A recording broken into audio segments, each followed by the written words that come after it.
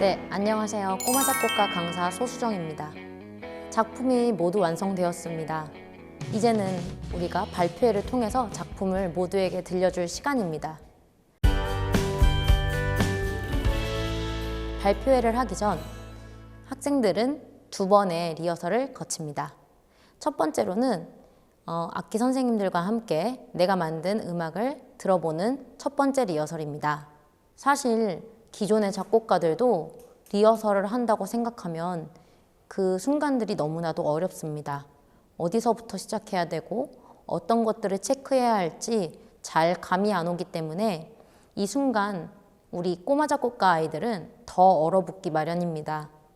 그래서 강사 선생님들께서는 옆에서 아이들의 곡이 잘 리허설 되고 있는지 함께 들어보시고 아이들에게 질문할 수 있도록 유도해 주셔야 합니다.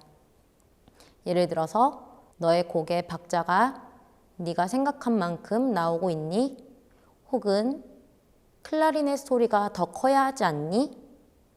혹은 바이올린의 떨림이 너가 생각한 만큼 울리고 있니?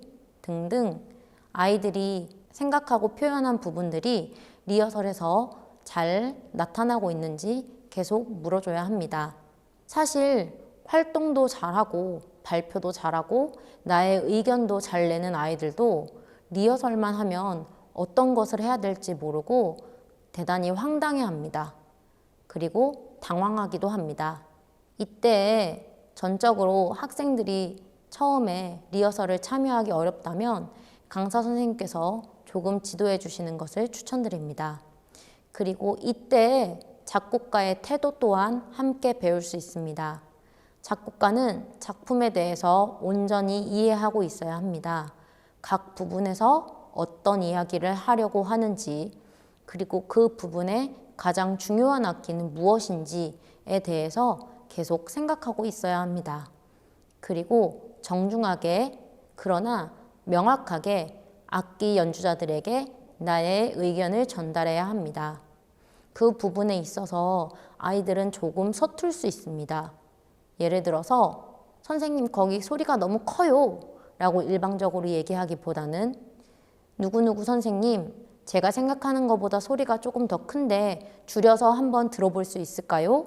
처럼 사전에 리허설 전에 선생님들께서 리허설하는 방법과 악기 연주자와 예의 있게 소통하는 방법을 알려주셔야 합니다. 학생들은 내 작품에 대한 온전한 이해가 필요합니다. 그래서 작곡을 했을 때 피날레나 시벨리우스처럼 악보를 만드는 프로그램으로 만들었을 때 아이들이 컴퓨터로 음원을 먼저 들어보고 또 먼저 익힐 수 있으면 좋습니다. 그러나 너무 의존하지 않도록 해주시는 게 좋습니다. 2번째 리허설은 드레스 리허설입니다. 발표가 되는 날 조금 일찍 와서 무대에서 직접 소리를 들어보고 최종적으로 요구사항들을 연주자와 소통하게 됩니다. 이때에도 똑같이 예의 있게 또 그렇지만 내가 원하는 부분을 명확하게 전달할 수 있어야 합니다. 지휘자가 있다면 지휘자와 소통하고 지휘자가 없다면 악장과 소통할 수 있어야 합니다. 드레스 리허설에서는 모든 걸 수정할 수 있지는 않습니다. 경우에 따라서 수정할 수 없는 방향들도 있습니다. 그렇다면 그 부분에서는 학생들이 다음에 작곡했을 때 어떤 부분을 주의하여서 작곡해야 하는지에 대해서 이야기해주고 다른 방안을 최대한 찾아봅니다. 그럼으로써 우리는 드레스 리허설을 마치게 됩니다. 이제는 완성된 곡으로 완벽한 소리를 들어보았으니 발표회를 열 시간입니다. 발표회가 되면 학생들은 자신의 곡에 대해서 설명할 수 있어야 합니다.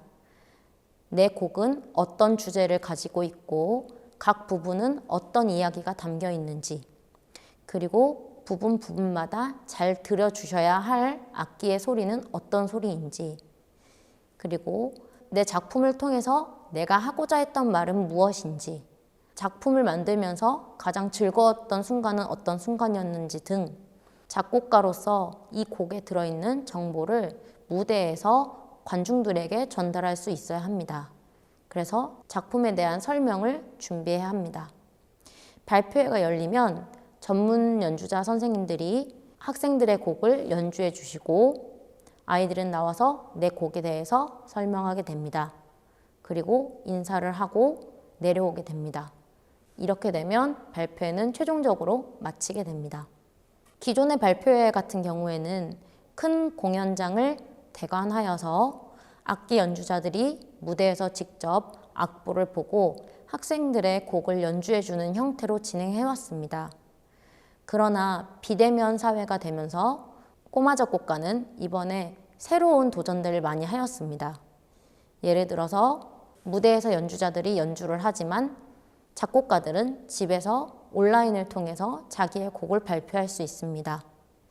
또는 완성된 곡을 전문 녹음실에서 녹음한 후에 녹음된 음원을 들려주며 작곡가가 곡을 설명하는 형태의 새로운 발표회도 열었습니다. 선생님들께서는 공간과 시간에 제약을 받지 마시고 새로운 형태의 발표회를 꾸려나가실 수 있도록 고민하시고 추진하셨으면 좋겠습니다. 작곡 발표회를 통해서 아이들은 최종적으로 자신감을 얻게 되고 내 작품에 대한 책임감까지 느끼게 됩니다. 그리고 계속해서 지속해서 작곡을 하고 싶은 마음을 갖게 됩니다. 우리가 앞서 다루었던 여러 가지 챕터들과 작곡 그리고 발표회까지 이르러서 아이들은 끊임없이 작곡할 수 있게 됩니다. 예술에서 가장 최종의 단계는 창작이라고 생각합니다. 우리는 음악을 들을 수도 연주할 수도 있습니다. 그러나 작곡하는 것에 대해서 창작하는 것에 대해서는 너무 멀게 느끼고 어렵게만 느껴왔습니다. 그러나 꼬마 작곡가의 활동들을 통해서 우리는 쉽게 명확하게 나의 이야기를 음악과 소리를 통해 전달하는 방법을 익혀나갔습니다. 아이들은 선생님이 없이도 스스로 작곡을 해나가는 예술 시민으로서 성장할 수 있습니다. 이 점을 기억하셔서 선생님들이 작곡 활동을 할 때 여러 가지 방면으로 확산시키고 확장하셔서 프로그램을 이끌어 나가셨으면 좋겠습니다. 꼬마 작곡가에 대한 설명은 여기서 마치겠습니다. 감사합니다.